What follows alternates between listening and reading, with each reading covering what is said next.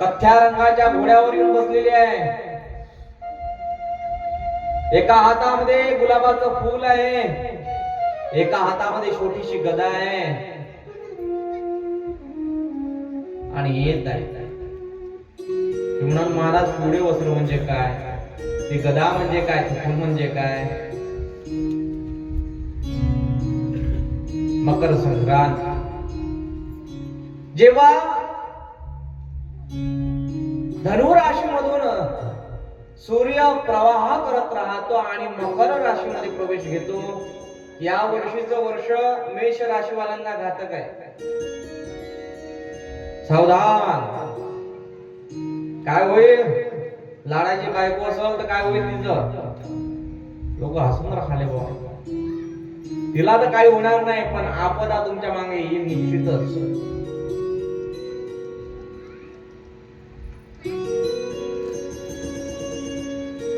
सांगायचं तात्पर्य एवढंच, जे पंचांग शास्त्र आहे, जे भूगोल शास्त्र आहे, हे शास्त्र आहे. यामध्ये हिशोब काढला जातो आणि तुमची गणना केली जाते. दक्षिणेकडून येऊन राहिला आणि उत्तरेकडे मध्ये प्रवास करते आणि पिवळे वस्त्र धारण केले आहे. याचा अर्थ होतो पिवळं तुमच्यासाठी घातक आहे, धोक्याचं आहे. म्हणून आजच्या दिवशी पिवळा कपडा घातला नाही पाहिजे, पिवळं वस्त्र आज धारण केलं नाही पाहिजे. बुवा म्हणून राहिले ना, माझ्या बायकोला सांगितलं होतं बुवा मी घरी नेसताना, ऐकलं नाही तिनं अजिबात. पिवळा वस्त्र आजच्या तारखेला धारण करू नये, चुकीचा प्रकार आहे. काय होईल, आता शिवकथेला बसलाय म्हणून काही होणार नाही, पण जर घरी बसली असाल तुम्ही पिवळे वस्त्र धारण करून, अनहोनी अपशकुन तुमच्या जीवनामध्ये घडेल निश्चित.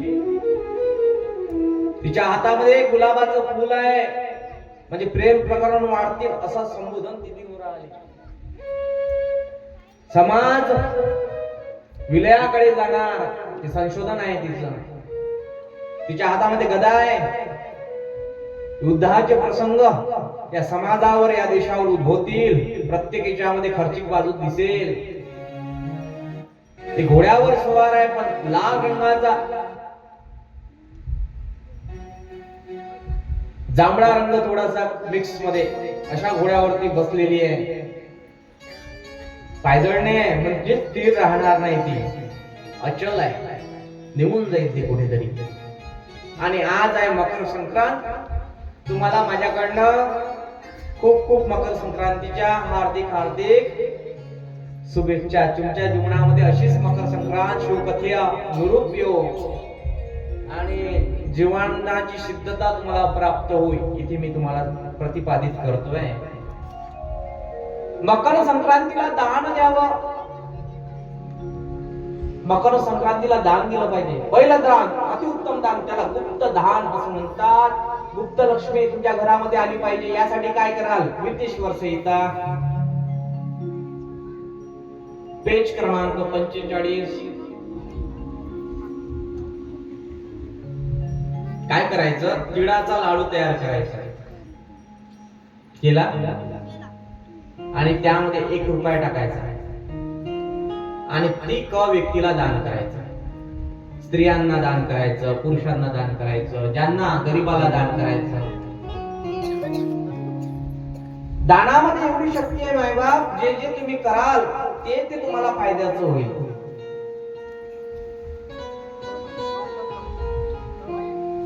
इथे शिवमहापुराण आपल्याला अभिभूत करते. भगवंताची पूजा केव्हा करावी, कोणत्या महिन्यामध्ये करावी.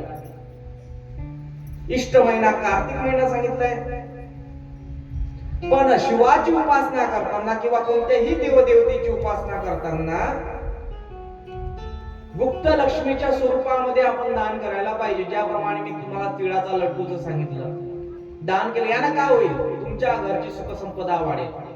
दुसरं दान सांगितलं वस्त्रदान, पण पांढऱ्या कपड्यात पांढऱ्या रंगाचं करावं. आजच्या तारखेला पांढऱ्या रंगाचं दान करावं. त्यानं काय होईल, तुमच्या घरामध्ये असणारे जे बिमाऱ्या आहेत त्या नष्ट होतील, कमी होतील.